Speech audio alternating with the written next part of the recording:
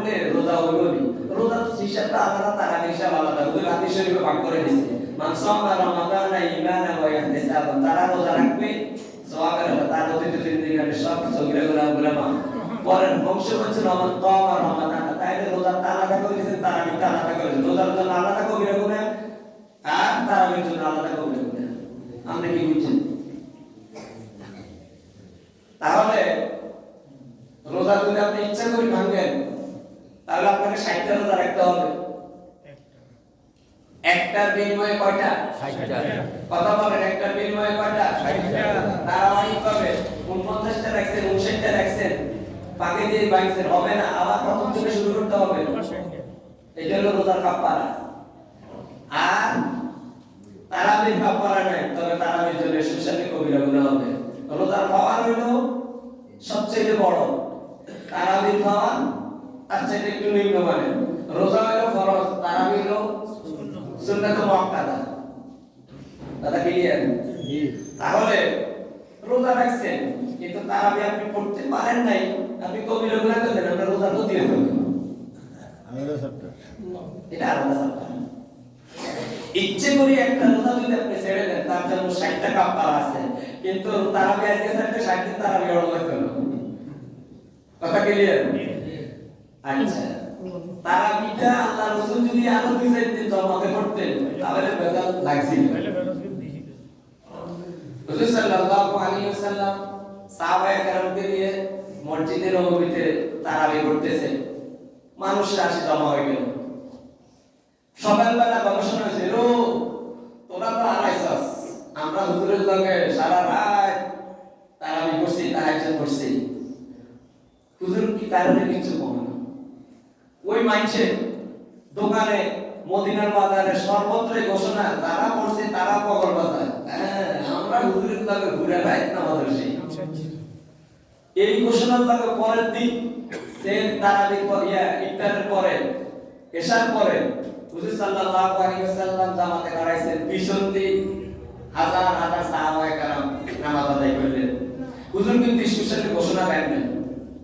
আজকেও যারা হুজুরের পিছনে তারাবি করছে, তারা পরের দিন সকালে মদিনার বাজারে গলিতে গলিতে ঘোষণা দিছে, এরো তোরা তো বাবা পড়া, আমরা তো বাম্পার মারছি, কি আইছো আমরা হুজুরের যাবে 36 টাকা খরচ হয়ে দিন, বরাকা 36 টাকা। ও মুসলমান জাতি রাখেন, আমরা তো 8 টাকা ধরে চলে যান। হুজুর কোনদিন 8 টাকা, যতদিন তারাবি করছে একদিনও 8 টাকা পড়ে নাই।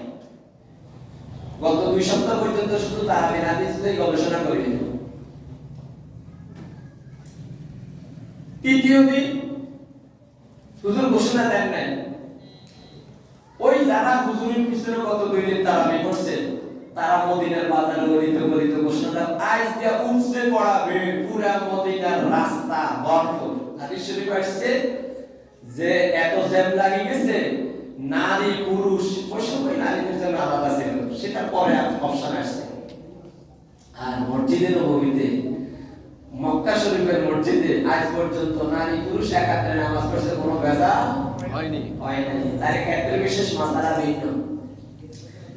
এখন সাহাবায়ে কেরাম উপচে পড়া ভিড়, এটা চতুর্থ দিন। পঞ্চম দিন হুজুরে আজকে আর বারাটা হুজুরের হুজরাত আমাদের আয়েশার ঘরে সাহাবায়ে কেরাম আসসালাত আসসালাত বলি শুধু সিজদাতে আছে, হুজুর মানছে, হুজুরের কেন জবাব দেয় না। তার আমি ইতিহাস বলতেছি, হুজুর আজকে যায় না, সাহাবায়ে কেরাম নিজেরা নিজেরা নিজের মতো করে নামাজ পড়ছে। তাহলে জামাতের দলিলও আছে, সাহাবায়ে কেরাম আবার নিজেরা নিজেরা পড়ছে, এটাও আসে গেছে। 27 রমজান হুজুরের জীবনে শেষ, ওই রমজানের পর হুজুরের রমজান পান নাই। হুজুরের জীবনের শেষ রমজানের 27 তারিখে হুজুর একেবারে সাহাবায়ে কেরামদেরকে নিয়ে এদিন সবাইকে ডাকছে, একেবারে সবাইকে ডাকছে। হুজুরের যত সাহাবী জীবিত ছিল সবাইকে ডাকছে, ডাকি হুজুর সবাইকে নিয়ে জামাতের সহিত তারাবি তাহাজ্জুদ আদায় করে বললেন, আমি 3 দিন তোমাদেরকে ঘোষণা ছাড়া নামাজ পড়াইছি, গতদিন আসি নাই, কারণ আল্লাহ পাকের অর্ডার হচ্ছে নবী আজকে যদি আপনি উপস্থিত হন তাহলে এটা আমি ফরজ আইন করে দেবো। ফরজ আইন করে দিলে একদিন যদি তারাবি আমাদের 60 দিন তারাবি হড়াল দেখবো, আমরা মুসলিমদের খুব ভালোই হয়েছে আল্লাহু আকবার। তাহলে তারাবি গুরুত্ব আছে আছে। শুধু আন্দোলন কঠিন হবে বিদায়, কারণ রোজা একটা যদি ভঙ্গ করে হবে এই ভয়ে আল্লাহ রাসূল নিয়মিত সাহাবায়ে কেরামকে ডাকে তারা। তবে তারাবির ফজিলত যে আছে, হুজুর একাকে করছেন, জামাতে করছেন, সবাইকে ডাকিতে করছেন, তিনটা দলিল আমরা পাইছি। ওই তিনটার উপর ভিত্তি করে হযরত ওমর জামাতে শেখ কাব ইবনে উবাই রাদিয়াল্লাহু তাআলা আনহু নেতৃত্বে একেবারে ইজমাই উম্মত তারাবির নামাজ 20 রাকাত এটা প্রজ্ঞাপন জারি করে দিয়েছে। আজ পর্যন্ত মসজিদের নববী এবং কাবা শরীফ পৃথিবীর আমাদের হেদায়েতের সেন্টার কি কাবা শরীফ। আমরা অনুকরণ করব কারে? বাংলাদেশের মানুষ কি মানদারি মসজিদ করব না, হাদিরপাড়া বাজার করব না, মিয়াগো মসজিদ না? সবার জন্য আল্লাহি বিবাক্কাতা মুবারাকা ওয়া উদাল্লিল বাক্কা মক্কা করব না, বাক্কায় যেই ঘর মুসলমানরা অনুকরণ করবে সেই ঘর। এটা কোরআন শরীফের 4 নাম্বার পারা। ওয়াহুদাল্লিল আলামিন মক্কায় যেই ঘর সেই ঘর হলো বিশ্ববাসীর হেদায়েতের সেন্টার। আল্লাহ বলে দিয়েছে কাবা শরীফ অনুকরণ করতে। এখন সৌদি আরবের গ্রামের মধ্যে কিছু কিছু মসজিদে তারা 8 টাকা পড়ে। 8 টাকাতের পক্ষে একজন ইমাম বলেন, ইমাম আহমদ ইবনে হাম্বল কয় 36 টাকা, আর ইমাম শাফি, ইমাম আবু হানিফা, ইমাম আবু হানিফা, শাফি এবং ইমাম মালিক রাহিমাহুল্লাহ ওনাদের সর্বসম্মত সিদ্ধান্ত হলো তারাবি 20 রাকাত সুন্নাত মুআক্কাদা। আর ইমাম হাম্বল রাহিমাহুল্লাহ উনি বলেন হুজুর যেদিন সবাই মিলে করছে ওদিন 36 টাকা করছে, 3 টাকা বিদিন করছে, মোট 40 টাকা। সুতরাং তারাবি হলো 36 টাকা। এটা হলো হুজুরের সর্বশেষ দিনের আমল। এটা হলো ইমাম মালিকের যুক্তি। ইমাম মালিক কয় আগের গুলা রহিত হয়ে যাবে পরের আমলের উপর কেন্দ্র করে। ভাইও একজন ইমামের যুক্তিও আল্লাহ তাদেরকে ইমাম এমনি বানানো। ইমাম মালিকের যুক্তি হয়েছে হুজুর যেদিন ব্যাকের রয়ে করছে ওদিন 36 টাকা করছে, সুতরাং তারাবি করা কাজ 36 টাকা। কিন্তু বাকি দিন ইমামের কথা হচ্ছে হুজুর ওই দিন করছে, কিন্তু হুজুর আরো যে বাকি হুজুর আরো অন্যান্য দিনের আমল যেটা সেটা 20 দিন পাওয়া গেছে। সুতরাং 20 দিনের পক্ষে যেহেতু দলিল বেশি, আমরা 20 টাকাতেই কি করে দিলাম। এটা ইজমাই উম্মত সুন্নাত মুআক্কাদা। এখন আপনারা যা 8 টাকা পড়েন কোন দলিলের ভিত্তিতে? এই বর্তমান ইউটিউবে আব্দুল রাজ্জাক বিন ইউসুফ এর দলিল দিয়ে করলে হবে না, কারণ এই সাহাবী না। আপনি কি ওমরের মানবেন? একই মঞ্চে ওমর আছে, মনে করেন হযরত ওমর এখন আছে উপস্থিত, মনে করেন হযরত আলী আছে, মনে করেন হযরত ওসমান আছে। হুজুর তো বলছে আলাইকুম বিসুন্নাতি ওয়া সুন্নাতিল খুলাফায়ে রাশিদিন। খুলাফায়ে রাশিদিনের 4 জন, কয়জন? 4 জন। তাহলে একজন নাই, কয়জন আছে? 3 জন। 4 জনের একটা বিচারের প্যানেল, 4 জনের একজন অনুপস্থিত, 3 জনের 3 জন বিচারপতি যদি একটা রায় আমরা কাটতে মানবেন, সেটা মানবেন। বাংলাদেশের প্রধান সুপ্রিম কোর্টের 4 জন বিচারপতির মধ্যে 3 জনের যদি রায় দেয় যে 20 টাকা। আর আমি যদি ইব্রাহিম মোহাম্মদপুর গ্রাম, এটা হাতিরপাড়া গ্রামের কয়েকটি মসজিদের ভিতরে একটা মসজিদ, আমি যদি রায় দিই 8 টাকা, আমরা কি বেকুব হইবেন না ওই 4 জনের রায় ধরবেন? আমার কথা যুক্তি তাই। তাই না? আমার কাছে কি সারি করি মানে ভালো লাগে না? তাহলে আপনারা কেন 8 টাকা পরিচলিত আমাদের তো দেন? আপনি বলবেন হুজুর 8 টাকা তো একেবারে মাজুর যারা হাঁটতে পারে না, মোটামুটি না পড়ার চাইতে অন্তত হাজিরা দিবে 8 টাকা। ছেলে থেকে অসুস্থ হয়ে গেলে আমরা কইছি 8 টাকা করার দরকার নাই, তুমি যদি হাজিরা দিছ কত টাকা করে তো ছুটি ইও। এখন আমাদের ব্যস্ততাও নেই, আমাদের ফরজ কোনো কাজ নাই। তারাবি নামাজ সুন্নাত বর্তমানে ওয়াজিব, ওয়াজিবের চাইতে যদি আপনার সামনে ফরজ একটা আসে পড়ে তাহলে আপনি তারাবি কমাই নেবেন। এটা হলো মাসালা। আমাদের স্ত্রী ঘুরি পড়ছে, এখন আমরা তারাবি দরকার নেই, আসি শুধু 100 টাকা পড়ি 8 টাকা পড়ি গো। আপনি যে আপনার স্ত্রীর ট্রিটমেন্ট দেন, আপনার মা অসুস্থ ঘুরি পড়ছে, আপনি এই মুহূর্তে খবর আসছে তারাবি হাজিরা দিয়ে তারাবি দরকার হলে বাড়িতে পরে পড়িয়েন। ইসলাম সহজ। কিন্তু আমাদের কাছে সুন্নতে মুআক্কাদা ওয়াজিবের চাইতে যদি বাজারে যায় সাত দোয়ারে আড্ডা দেন, এটা কি সুন্নতে পড়ে না নফলে পড়ে না শয়তানের কাছে পড়ে? এই শয়তানের কাছে লয়ে আপনি সুন্নতে মুআক্কাদা করিমু মিনাল ওয়াজিব ওয়াজিব তারাবি তুই আপনি যে জান আমাদের বিবেককে একটু প্রশ্ন করেন, কথা কি দিতেই লাগে না? এ ভাই আমি ফাঁকে ফাঁকে আল্লাহকে দিতা কথা কই, কারণ আমরা বলবেন কানু রাব্বানা ইন্না আতা'না সাদাতানা ওয়া কুবারানা ফাদাল্লুনা সাবিলা ওয়া রব্বুল আলামিন। ইব্রাহিম হুজুরের পিছনে একটা নাম কইলা বলে, এই হুজুরের পিছনে 25 বছর তারাবি পড়লাম, নামাজ পড়লাম, উনি আমাদের ইমাম ছিল, কোনদিন ইসলামের সঠিক কথাগুলো আমাদেরকে ভেঙে ভেঙে বলে নাই। আমরা ওনাকে ফলো করতাম, ওনার কথার দাম দিতাম। ও রব্বুল আলামিন, আজকে উনি আমাদেরকে গোমরাহ করেছে, কোরআন শরীফের হাদিস শরীফের অরিজিনাল কথাগুলো বলে নাই। আমরা আজকে ওনার গর্দানের উপর পা দিয়ে জাহান্নামে যাব।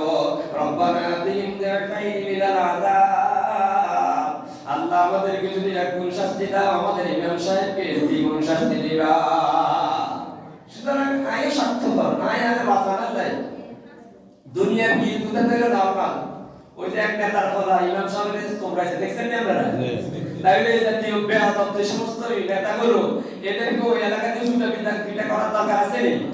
এই মোহাম্মদপুরে যদি এই ধরনের দুঃসাহস কেউ দেখায়, আমরা কি বসে থাকবেন না? তুই দিস্তার জুতা ব্যবহার করবেন, সেটা তো বড় এমপি ছেলে হোক, মন্ত্রী ছেলে হোক। এখন মানুষ তো বলতে শুরু করছে যে বাকিটা এক কথা না, 5 তারিখে যতটা খুশি হয়েছি সব খুশি শেষ। একজন টিউন অফিসে আর একজন মানুষের নিরাপত্তা নাই, একজন মসজিদের ইমাম সাহেবের নিরাপত্তা নাই, হাতে নেতার হলো এত ইমাম সাহেবের ধরে সাইজ করে দিয়েছেন। অপেক্ষা করেন আল্লাহর গজবে। ফেরাউন কত বড় শক্তিশালী ছিল, বিদায় হয়েছে তো। ফেরাউনের হাসি করলে রেডি হচ্ছে, খাইতে হচ্ছে না? বহুত মানুষ মোরগ রাখছে, খাইতে হচ্ছে না? আপনারা তো এইভাবে করতেছেন, এখানে দেন না ইতিহাস। যে ইমামের গায়ে হাত দিয়েছেন, ওই ইমামের চোখের পানিকে ভয় করেন। বাংলাদেশের বহু ইমামকে, বহু আলেমকে গুম করে কারাগারে নিয়েছিল, তাদের চোখের পানিতে আপনি বিদায় হয়েছেন। বাকিরা যদি আপনারা আবারও চোখের পানি পালাইতে চান, সাবধান। ইমামরা কারো গোলামি করে না, আপনি রাজনীতি করেন, আপনার রাজনীতি নিয়ে থাকেন, কিন্তু আপনি যখন কোরআন শরীফকে ভারতের কিতাব করবেন, কোরআন প্রেমিকরা বসে থাকবে না। আপনার নেতাকে যখন ওমরের সাথে তুলনা করবেন, আপনার নেত্রীকে যখন ফাতেমা রাদিয়াল্লাহু তাআলা আনহার সাথে তুলনা করবেন, ইমাম সাহেবরা বসে থাকবে না। আপনার নেতার বাড়িকে যখন মক্কা নগরীর কাবা শরীফের সাথে তুলনা করবেন, মক্কার কাবা ঘরের প্রেমিকরা বসে থাকবে না। আপনি যত বড় নেতা হন, হিসাবি ফিরে সিদ্ধান্তি ফিরে বাংলার জমিন থেকে তাওহীদের জন্য আপনাদের বিদায় করবে। কার গায়ে লাগলো কার গায়ে লাগলো নো বেটা। আলেমরা কাউকে দেখিয়ে কথা বলবেন ইনশাআল্লাহ, চোখে চোখ রেখে আলেমরা কথা বলবে। এই বাংলার জমিনে আলেমদের অনেক রক্ত ঝরেছে। পাকিস্তানের প্রেতাত্মা, ভারতের প্রেতাত্মা, ইউরোপ আমেরিকার প্রেতাত্মা, চীনের প্রেতাত্মাকে আমরা ভয় করি না। প্রিয় ভাই সব, আল্লাহ পাক বললেন হুদাল লিন্নাস, মানুষের হেদায়েতের জন্য আমি কোরআন নাযিল করেছি। আর নেতা বলে এটা মাওলাদের কিতাব, ওই নেতাকে এখনো বহিষ্কার করে নাই। আপনাদের কারো আঘাত লাগবে না, যাদের আঘাত লাগবে তারা টাটকা মুনাফে, কারণ তাদের কাছে কোরআনের মর্যাদা চাইতে দলের নেতার মর্যাদা বেশি। এটা আব্দুল্লাহ ইবনে উবাই চরিত্র, আবু জাহেলের চরিত্র। যাদের কাছে কোরআন শরীফের দামের চাইতে, কোরআন শরীফের মর্যাদা চাইতে নেতা নেত্রীর দাম বেশি, এরা টাটকা মুনাফে। কারণ আব্দুল্লাহ ইবনে উবাই সেই ক্ষমতার কারণে হুজুরের লগে এক হইতে পারে না। আব্দুল্লাহ ইবনে উবাইর আশা ছিল সে মদিনার নেতা হইব, কিন্তু মদিনাবাসী তো না, তোর নেতা বানাইতেন না, নেতা বানাও মুহাম্মদ সাল্লাল্লাহু আলাইহি ওয়াসাল্লাম। এই কারণে হিয়া বদরের যুদ্ধে ষড়যন্ত্র করে হুজুরের মাইন্ডা চাইছে, কিন্তু এটার মাথা টুপি, হাতে তসবিহ, পাগড়ি কোনটার অভাব ছিল না, হুজুরের পিছনে নামাজ পড়তো। তাইলে সার্বভৌমত্বের মালিক আল্লাহ, আল্লাহর কোরআন দিয়ে আল্লাহ জমিন চলবে। এটা আব্দুল্লাহ ইবনে উবাই না মানার কারণে, আবু জেহেল না মানার কারণে। আবু জেহেল এত জ্ঞানী হওয়ার পর আল্লাহ কত কিছু, আবু জেহেল মুরুখের বাপ। সুতরাং এই জমিনের মালিক কে? আল্লাহ। এটা যদি আপনি আল্লাহর জমিনে আল্লাহ নাই দিয়ে যদি না চলেন, কালমাস লেনিন মাও সেতুন ব্রিটিশ আইন দিয়ে যদি চালায় তার আপনি যদি বসে থাকেন আপনি বেরোই করবেন। বাংলাদেশের হাজার হাজার আলেম, বিশ্বের সব আলেমরা এই বিষয়ে একমত। প্রিয় ভাই সব, আমার কাছে আমার কোরআন শরীফ দামি। কোরআন শরীফের কথা বলার কারণে যে 1 ঘন্টা পর আমার চাকরি যায় আমার আফসোস নাই, কারণ আমি এই কোরআনের গেলাম মাইকে দামি হয়েছে না হিরু হয়েছে না জিরো হয়েছে? হিরু হয়েছে। ওমর মাইকে ছিনে কোরআন শরীফের না, তাইবের ময়দানে মোহাম্মদ সাল্লাল্লাহু আলাইহি ওয়াসাল্লাম মাইকে ছিনে। তাহলে ও নেতা ছেলে তুমি তো ইমাম সাহেব বলছে রে তারাবির মধ্যে ডিস্টার্ব করছে, কথা তো এটাই করছে। এতে মসজিদাই ডিস্টার্ব করে, ইমাম সাহেব এই কথা করে গেলে এতে নেতা লোকাতে ইমাম সাহেবের দিকে সাইজ করে দেখছেন না আপনারা? দেখছেন না ফেসবুকে? তাহলে ইয়া নেতা নামের পালন করা হবে। ওই দলকে যারা সাপোর্ট দিবে নামাজকে ইজ্জত না দেওয়ার কারণে ইমাম সাহেব যে কথা বলল বুঝা গেল তাদের কাছে নামাজের দাম নাই, তাদের কাছে নেতার বলার দাম বেশি। এই জাতীয় যারা হাতে তসবিহ থাকবে মাথায় টুপি থাকা সত্ত্বেও এরা টাটকা মুনাফিক। কারণ মুসলমানের কাছে নামাজ হচ্ছে সম্মানী, মুসলমানের কাছে কোরআন শরীফ হচ্ছে সম্মানী, মুসলমানের কাছে রোজা হচ্ছে সম্মানী। এগুলা নিয়ন্ত্রণে রাখার জন্য ইমাম সাহেবের একটা কথা বলবে। জি قال رسول الله صلى الله عليه وسلم, আল্লাহ রাসূল সাল্লাল্লাহু আলাইহি ওয়াসাল্লাম রমজান মাসে মসজিদের নববীতে মিম্বরের প্রথম সিঁড়িতে পা রেখে বললেন আমিন, দ্বিতীয় সিঁড়িতে পা রেখে বললেন আমিন, তৃতীয় সিঁড়িতে পা রেখে বললেন আমিন। জুমাতে সাহাবায়ে কেরাম কো হুজুর শুধু আমিন আমিন কোন, আগে আগে তো কিছু কোন না। আমিন মানে আল্লাহ এতক্ষণ পর্যন্ত আমার নেতা যা কইছে বুঝতে নিয়ে লাগে আমরা একমত, আমরা কবুল করি। আমিন অর্থ এটা, তাহলে আমি কইতে তো আগে থেকে কিছু তো কোন লাগে। এটা কি শুনুন? হ্যাঁ, হুজুর বললেন এই মুহূর্তে তোমরা দেখো না কিন্তু আমার কাছে জিবরাইল আসে। সুবহানাল্লাহ ওয়া বিহামদিহি। জিবরাইল আসি বলল যারা রমজান মাসের রোজা পাইয়া রমজানের রোজার ইজ্জত করি রহমত মাগফিরাত নাজাত নিতে পারল না, তারপর আল্লাহর গজব পড়ুক, আল্লাহ লানত পড়ুক, আমি বলছি আমিন। ইও এই হাদিস শরীফ অনুযায়ী আপনি রমজানের প্রত্যেকটা বিধানকে শ্রদ্ধা করা আপনার উপর ওয়াজিব নয়? জি। তো রমজানের লাগে যদিও সওয়াব তারাবির আলাদা, রমজানের আলাদা, কিন্তু রমজান মাসেই তো তারাবির অপশন নাই। জি। তাহলে এটা আলাদাভাবে দেখার সুযোগ নেই, এটাও রমজানের একটা পার্ট। তাহলে তারাবির ইজ্জত করা রমজানকে ইজ্জত করা কথা এক নেই।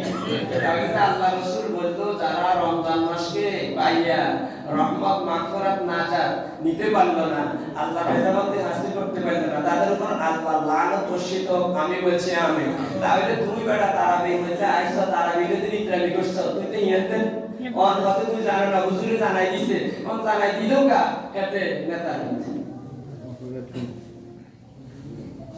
তবে ইনশাআল্লাহ ইনশাআল্লাহ এই দেশের সব আলেম ইনশাআল্লাহ 1 লাখ ফরমে আসছে এদের ইত্যাদির কারণে। প্রিয় ভাই সব, তো হুজুরের জিজ্ঞাসা করলেন হুজুর দ্বিতীয়বার আমিন বলছেন দিলাই? আমিন বলছি যারা আমি নবী মুহাম্মদ সাল্লাল্লাহু আলাইহি ওয়াসাল্লামের নাম শুনে সাল্লাল্লাহু আলাইহি ওয়াসাল্লাম বলেন, এজন্য আমি তাদের উপর আল্লাহ লানত বর্ষিত হোক, আমি নবী বলছি আমিন। জিবরাইল কইল যে হুজুর যারা আমাদের নাম শুনে সাল্লাল্লাহু আলাইহি ওয়াসাল্লাম পড়ে না, দুরূদ শরীফ পড়ে না, তো দুরূদ শরীফ নাই, কইল বেদাত, কত গমু কত গমু। আল্লাহ রাসূলের খানা নাই, হুজুরের উড়ে দিছে। হযরত ওমরের ছেলে আইন করে দিছে যে রমজানের ইফতারের টাইমে বাড়ির সবাই নিয়ে ইফতার সামনে রাখি দোয়া করত।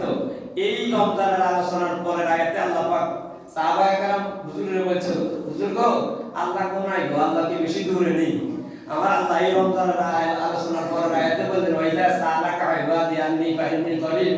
এর বান্দা রোজা রাখছো সারা দিন, সাহাবায়ে কেরাম প্রশ্ন করলেন হুজুর আল্লাহ কোনায় গো, আল্লাহ কি বেশি দূরে নেই? এই রমজানের আলোচনার পরে আমার আল্লাহ কয় হুজুর আমাদের বান্দা কানের উম্মত করে কোন রোজা রেখে ইফতারের টাইমে যদি আরে ডাকে তার গর্দানের থেকে সারাটা যতটুকু কাছে আমি আল্লাহ তার চাইতে কাছে। সুবহানাল্লাহ আলহামদুলিল্লাহ। এখন আমাদের কাছে সেটা নাই, আমরা রমজানের ইফতারের ব্যাপারে নাই। তো একটা ভালো উদ্যোগ নিচ্ছে কয়েকটা ছেলের জন্য আমি দোয়া করি। রবিউল আউয়াল জনি কুয়েত প্রবাসী, মোহাম্মদ ওহিদ দুবাই প্রবাসী, তারপরে ভারতের চট্টগ্রামে পাটোয়ারি আব্দুল কাইম মিঠু আমাদের ব্যাপারে বাচ্চা ছেলে, তারপরে মিরাজ মাহমুদ মানবিয়া এরা ইফতারের একটা আয়োজন করতেছে, আমি তাদের জন্য দোয়া করি। আসলে ইসলামের প্রত্যেকটি বিধান মুসলমানরাই তো তারা রাখবে, এইগুলা দেখেই অমুসলিমরা ইসলামের এই বিধানগুলো দেখেই তারা ইমান আনবে। বেশি শক্তি তরবারি দিয়ে ইসলাম বিজয় হয় না। তো আবার আমি কেন বললেন, হুজুর বললেন যারা পিতা মাতাকে পেয়ে দুইজনকে অথবা দুইজনের একজনকে পেয়ে খেদমত করে আল্লাহ সন্তুষ্টি হাসিল করতে পারল না, তাদের উপর আল্লাহ লানত বর্ষিত হোক। আমি বলছি আমি। তাহলে এই তিনটা বিষয়ের উপর আমরা জোর দেব তো ইনশাআল্লাহ। রমজানের প্রত্যেকটি আহকাম, তারাবি, ইফতার, সাদকাতুল ফিতর, যাকাত, এগুলা প্রতি আমরা খেয়াল রাখবো তো ইনশাআল্লাহ। এগুলার লগে যদি তামসা করেন, আল্লাহ রাসূল জিবরাইলে কইছে, হুজুর আমি কইছে, হুজুরের দোয়া কিন্তু ফিরে যায় না। আর এটা কিয়ামত পর্যন্ত বাস্তবায়ন থাকবে। যারা রমজানকে ইজ্জত করবে গুনাহ মাফ পাইবে, বেজ্জতি করবে আমনে শেষ, আল্লাহর কোরআন আল্লাহ বলুন। যারা আব্বা আম্মা আছে এই রমজান মাসে দোয়া লইবেন, রমজানের গায়ে রমজানও দোয়া লইবেন। আর হুজুর সাল্লাল্লাহু আলাইহি ওয়াসাল্লামের নাম শুনলেই কি করবেন? আল্লাহ আমাদের আমল করার তৌফিক দান করুন।